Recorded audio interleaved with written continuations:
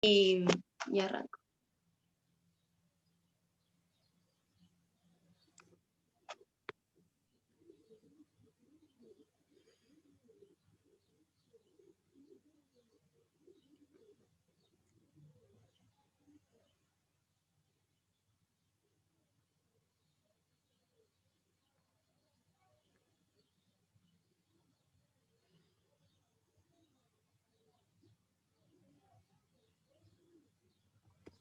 Bueno,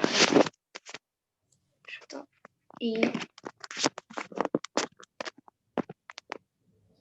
bueno, nosotras con Sofi, cuando armamos las encuestas, lo que hicimos fue plantear 3 partes que eran, por un lado, bueno, buscar algunos datos de los encuestados como para tener en cuenta las edades, el género, la nacionalidad, como para tener en cuenta esos aspectos después basados en lo que íbamos a saber de discriminación. Una segunda parte que era, capaz que parecía un poco obvia la encuesta, pero en realidad cuando arrancamos lo que buscábamos era como si fuera un aprendizaje como implícito que los encuestados capaz que no se tenían que responder preguntas de clasificar ciertos ejemplos, pero en realidad lo que buscábamos no era que se pudieran clasificarlos o si sabíamos que los clasificaban bien, sino era como que al ver esos ejemplos, como que los adquirieran como dentro de la definición de violencia laboral. Bien. Eso antes de hacer las encuestas. Después de hacer las encuestas nos dimos cuenta que ni siquiera podían clasificarlos. Y encuestamos, creo que, 48 personas. Acá si querés comparto el flyer, ¿te parece? Así Dale. ven también. Uh-huh. Ahí está. Y bueno, los resultados, bueno, eran entre personas de 15 y 58 años, o sea que no todas habían estado en lo que es relación de dependencia, pero más o menos la mitad sí, y eso era lo que nos servía para la tercera parte, que eran unas pequeñas preguntas más orientadas a lo que era, bueno, si habían sufrido violencia laboral, y antes de eso lo que hicimos fue también como si fuera un aprendizaje implícito, que era hacer las preguntas sobre las preguntas de las entrevistas. Pusimos todas las preguntas que eran incorrectas, indebidas, que no se deberían hacer, para que las personas marcaran cuáles les habían hecho y, y como que intuyeran que eso no se podía hacer, para no tener que decirles esto está mal, esto está bien, no, era como para que se fuera automático. Y, y bueno, después las preguntas de si habían sufrido violencia laboral. Pero eso ahora lo va a terminar de contar Sofía. En los resultados, bueno, como está acá el flyer, bueno, el 72% de las personas reconocía los 3 tipos de violencia, acá era el de la totalidad de encuestados. Pero no reconocían los casos puntuales. Es decir, que capaz que vos les preguntabas un ejemplo particular y que no sé, eran empujones, que nos llamó mucha atención, y no sabían clasificarlo en violencia física. Y capaz que hubo combinaciones de todo tipo, que eran ya sea violencia psicológica, sexual, física, las 3, 2 o 2 y 2. Nos llamó Bien. bastante la atención, la verdad. ¿Las hicieron por las redes, Y las encuestas?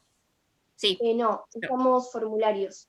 Lo que Ah, hicimos, Sofi sí subió en las redes una encuesta de si alguien quería participar, como para que las personas que Para que sea tenían en las opcional. redes, claro, fuera opcional. Bueno, la encuesta era anónima, obviamente.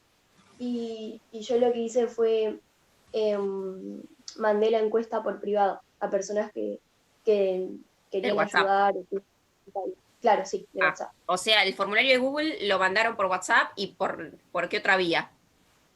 Y por Por Instagram. email, o sea, las personas Ah, que entonces, claro, entonces fue el formulario por la red social Instagram. O sea, sí hubo una red social, pero o sea, el formulario después lo mandaron también por WhatsApp a sus contactos, digamos, algunos contactos.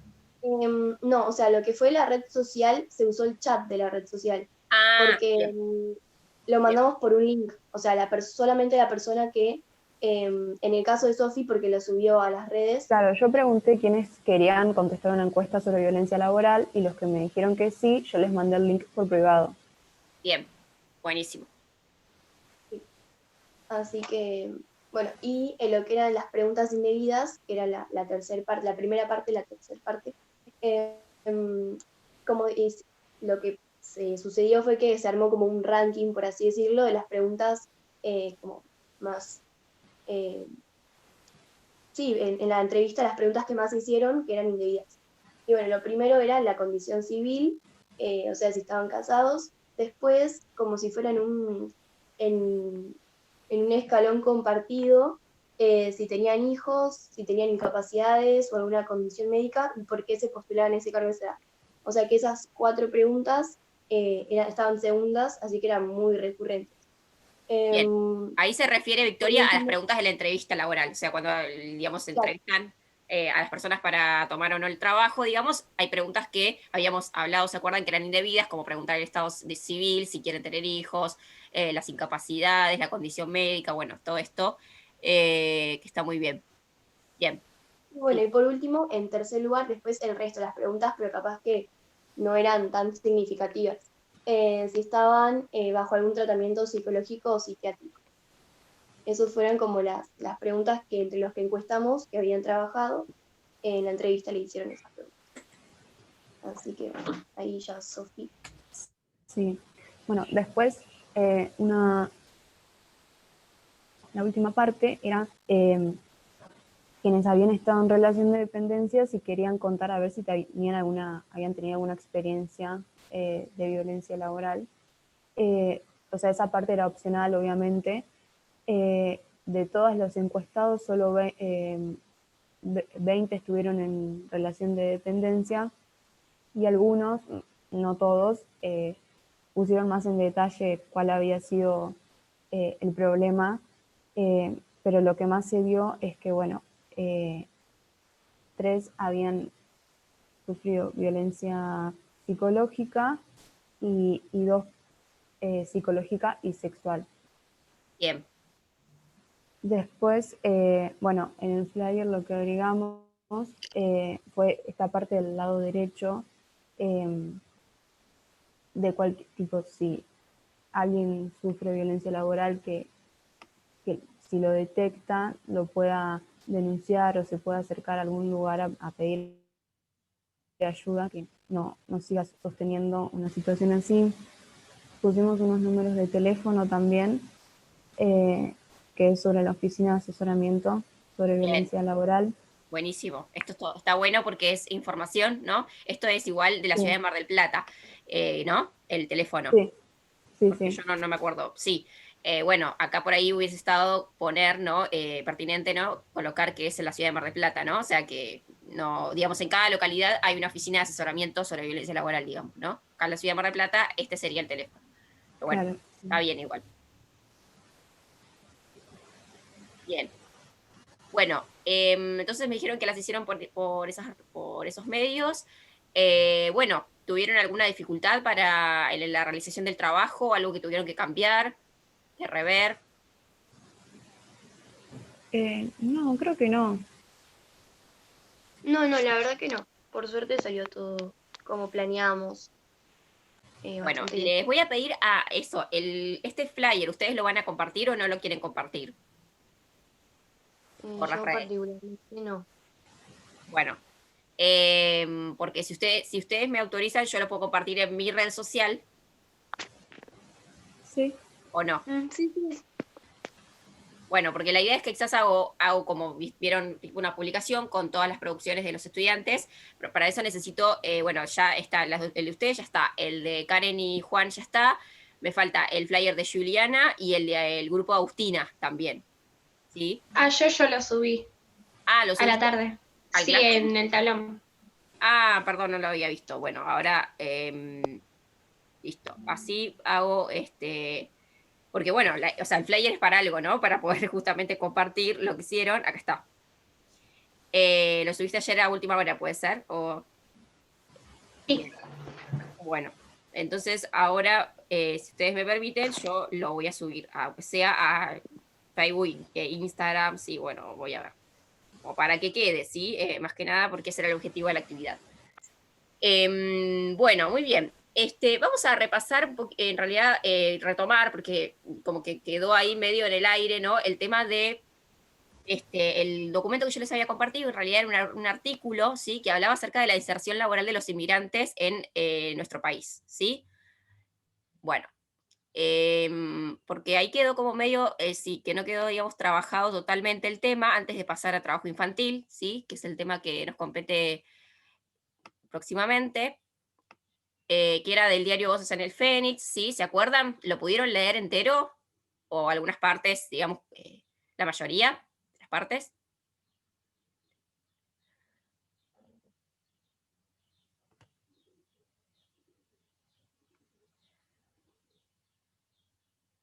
Bueno, no, entonces no lo pudieron leer. Yo no lo leí. Bueno, la idea es que lo lean, ¿sí? ¿Se acuerdan? Yo se los pasé el 7 de octubre y después se lo volví a republicar arriba, porque solamente respondieron Juliana nada más, ¿sí? Digamos, a la pregunta que yo había hecho, que en realidad tiene que ver con el Día de la Diversidad Cultural, un poco la conmemoración de ese día. Lo traje, digamos, a colación, sí, porque, bueno, me pareció que era interesante trabajarlo desde nuestra materia, es decir, cómo nuestra materia se vincula los temas que estamos trabajando con el respeto a la diversidad cultural, ¿sí? Vamos a ver algunas cosas en general, ¿sí? Para que lo puedan, no siga dilatándose, ¿sí? El tema de tener que leerlo, ¿sí? Fíjense, habla de la situación de trabajo, ¿sí? Y, digamos, lo que es la inserción laboral de los inmigrantes acá en digamos, nuestro país y en Latinoamérica, ¿sí? Hacia fines del siglo XX se incrementó en nuestro país la inmigración sudamericana y de países limítrofes. El rol de estos sectores en el mercado informal de trabajo, la demanda de empleos de baja calificación y el surgimiento de las denominadas economías o enclaves étnicos. Acá la primera parte habla acerca de lo que tiene que ver con la situación de los inmigrantes, es decir, a dónde se insertan en su mayor medida, ¿sí? Vamos a saltar y vamos a pasar acá, ¿sí? Fíjense, de la exclusión a las nuevas economías, ¿sí? Voy a leer un cachito, así podemos entrar en tema. Ahora bien, si nos detenemos a analizar los contextos de recepción en nuestro país, observamos que es durante la década de los 90 cuando se intensifica la figura, siempre latente, de la inmigración latinoamericana y limítrofe, como problema social. Se le define en términos de amenaza y se constituye así una retórica de la exclusión, que tendrá marcadas consecuencias en la vida cotidiana de los inmigrantes. Desde determinados ámbitos del Estado, el Poder Ejecutivo principalmente, se asociaron los problemas sociales y económicos del país a la inmigración y se la responsabilizó de los efectos en las reformas económicas implementadas en la Argentina bajo el paradigma neoliberal. Como indican diversos trabajos, inmigrantes caracterizados como bolivianos, paraguayos o peruanos fueron interpelados básicamente como una amenaza a la sanidad, al empleo y al orden público. En sus declaraciones, reproducidas por los medios de comunicación, altos funcionarios adjudicaban el cólera, el desempleo y la delincuencia a los inmigrantes limítrofes, mientras que las causas estructurales de la crisis económica y social eran desestimadas en gran parte del debate público. Esta construcción social y política del inmigrante como amenaza contribuyó a legitimar las políticas restrictivas y las prácticas de carácter persecutorio y represivo que se centraron particularmente en los ilegales. No obstante, a pesar de esta tendencia general, como veremos, se han dado casos específicos en los que esos inmigrantes pobres, y en particular los transmigrantes, como los bolivianos y algunos casos de paraguayos, pudieron insertarse en procesos de movilidad social ascendente.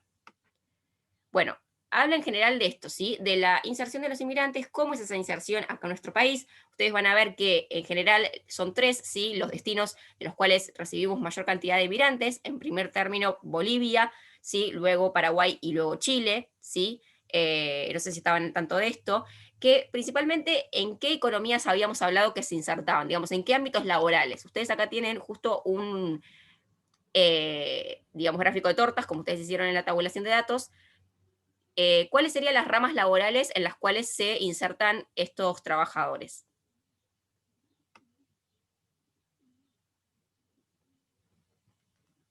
Según lo que Principalmente comercio y construcción.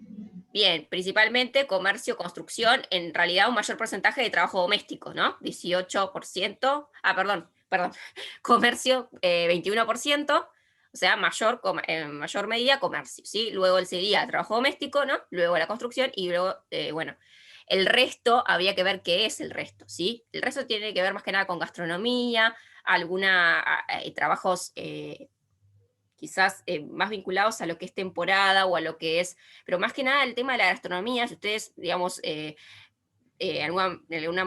algún momento tienen la suerte de poder trabajar como camareros o, bueno, estar en la cocina, van a ver que por general son todos del interior, ¿sí? Son o del interior o de afuera, ¿sí? O de Bolivia, ¿sí? Las personas que trabajan en las cocinas.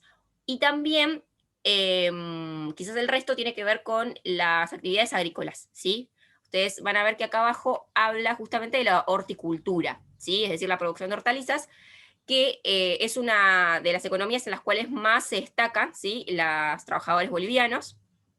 Y en ese sentido acá el autor se refiere a economías étnicas, ¿sí? Es decir, economías que son como que terminan formando parte, ¿sí? De ese sector, ¿sí? Y ningún otro sector, digamos, las puede tomar, ¿sí? Un ejemplo puede ser también el frutillar, ¿sí? Que ahí vamos a ver mucho ejemplo de trabajo infantil, ¿sí? Que el frutillar, acá en las afueras de la ciudad de Mar del Plata, ¿no? En Sierra de los Padres, tenemos muchos trabajadores que son también del exterior, ¿sí? Son bolivianos, aunque algunos también provienen del interior de nuestro país, ¿sí? Eso también es cierto, pero también las personas que provienen del interior, ¿no? Como que son, en cierto sentido, tomadas como inmigrantes, ¿no? O sea, son inmigrantes internos, si bien son de nuestro país, es la inmigración, digamos, interna.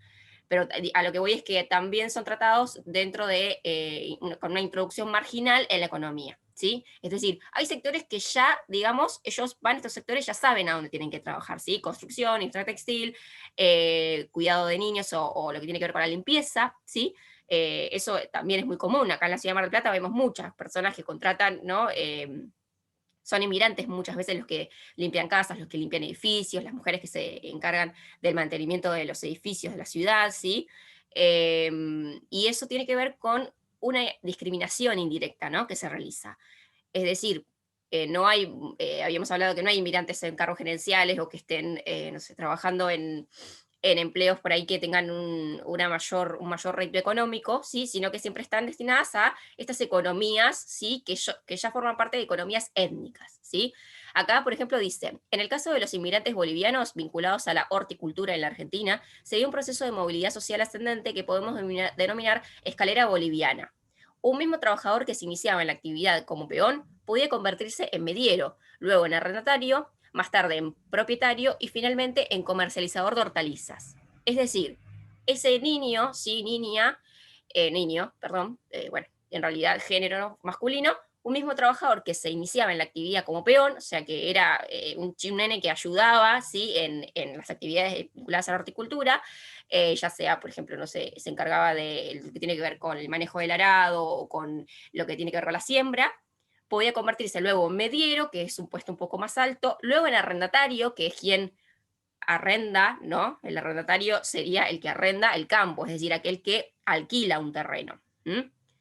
Más tarde en propietario, es decir, en dueño ya de esa tierra, y finalmente comercializador de hortalizas, es decir, él vendía las hortalizas y tenía obviamente a cargo otros trabajadores, ¿no? O sea, fíjense cómo un mismo sector, ¿no? Como que uno nace y muere, ¿sí? En ese mismo sector, que también pasa con las clases altas, ¿no? O con las personas que por ahí, o con los nativos, ¿no? Que por ahí de la ciudad o del país, ¿no? Que están como destinados, ¿no? Uno ya sabe a dónde, ¿sí? Se va a dirigir. Que esto también tiene que ver con estereotipos, ¿no? De, en este sentido, vinculados al trabajo. Por supuesto, existen una serie de requerimientos necesarios para subir de un peldaño al otro, así como también un tiempo estimado para el pasaje entre cada uno de ellos. En la actualidad es posible detectar este proceso en casi todos los cinturones verdes del país involucrados en lo que hemos llamado el fenómeno de la bolivianización de la horticultura en la Argentina. Una situación similar se observa en la industria textil en la ciudad de Buenos Aires y en el conurbano bonaerense y en actividades vinculadas con la construcción. En todos estos casos es necesario hacer notar que los patrones bolivianos solo trabajan con mano de obra boliviana, a la que periódicamente los mismos empleadores van a reclutar a los lugares de origen. Esto es pura realidad. Salís de tu casa y ves, ¿no? Las personas que están trabajando en la construcción, que siempre son de tez oscura o que siempre, digamos, uno se da cuenta, ¿sí? Que por ahí algunos pueden llegar a provenir de las ciudades o de ¿sí? De las ciudades más del interior. No sé si esto lo pueden ver ustedes. Quizás también lo podemos ver desde otro ámbito, no sé. ¿Alguno de ustedes tiene, por ejemplo, alguien conocido que tenga una empleada doméstica que sea inmigrante?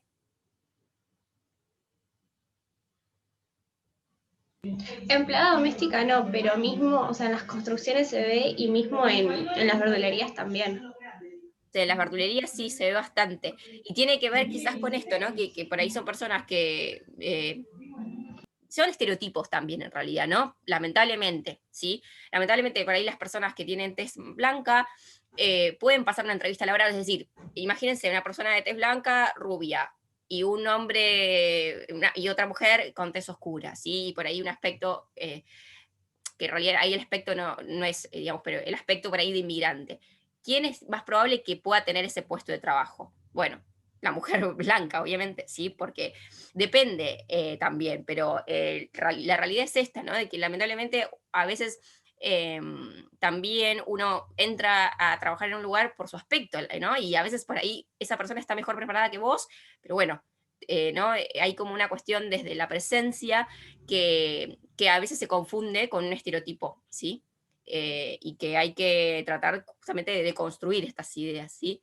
Y de darnos cuenta de que los inmigrantes tienen la misma capacidad que nosotros, no tienen ¿sí? Ningún problema, es decir, no es que son menos capaces, quizás, bueno, también, no sé, pensemos el porcentaje de inmigrantes también que por ahí estudian en la universidad, que llegan a estudiar en la universidad, que llegan a hacer estudios a nivel terciario, lo que sea, ¿no? Hay mucho de esto que, hay una parte obviamente que tiene que ver con el mérito de la persona y con lo que la persona se esfuerce, pero por otra parte también está, ¿no? Un sistema que puja para atrás en ese sentido, ¿no? Trata como reproduce, ¿no? Estos estereotipos racistas que hacen que siempre la rubia blanca, ¿no? Como que termine siendo mejor, pareciendo mejor, ¿no? Que otras personas. Se ve en todos los ámbitos esto, ¿sí? Y aunque a veces querramos taparlo, no está bueno, porque es lo que pasa, lamentablemente. Y si bien estamos en un país que es un país mestizo, o sea, es un país que fue, ¿no? Históricamente siempre hubo afrodescendientes, siempre hubo mestizos, siempre hubo negros, siempre hubo blancos también, pero somos una mezcla interracial, bueno, no quiero decir raza, pero somos una mezcla interétnica, podríamos decir, súper rica, ¿no? Entonces, no reconocer esa mezcla sería negar nuestra historia, o sea, es negar nuestra historia, nuestra identidad, y justamente, como acá dice en una parte también del texto, ellos son parte nuestra, es decir, no debemos pensar que son una competencia, de que vienen a trabajar y que nos van a sacar el trabajo y de que no, sino que justamente vienen porque, digamos, las fronteras en realidad no es que los países, digamos, son ya terminó, quedan 4 minutos, no es que las fronteras, digamos, son como imporosas, es decir, como que no tienen poros, ¿no? Sino que en realidad la Tierra originalmente era toda unida, o sea, estaba toda unida el mundo, ¿no? No había fronteras. Entonces, el hombre en realidad creó las fronteras, ¿no? Y las creó y después empezó a ambicionarse con la guerra, con el nacionalismo, ¿no? Con todas estas ideas que empiezan que de alguna manera van destruyendo la unión entre todos, ¿no? Y va generando esta idea de identidad nacional, de que nosotros somos esto y los otros son lo otro, que en realidad, ¿de qué sirve, no? Me pongo a pensar yo, al menos. No tiene como un sentido.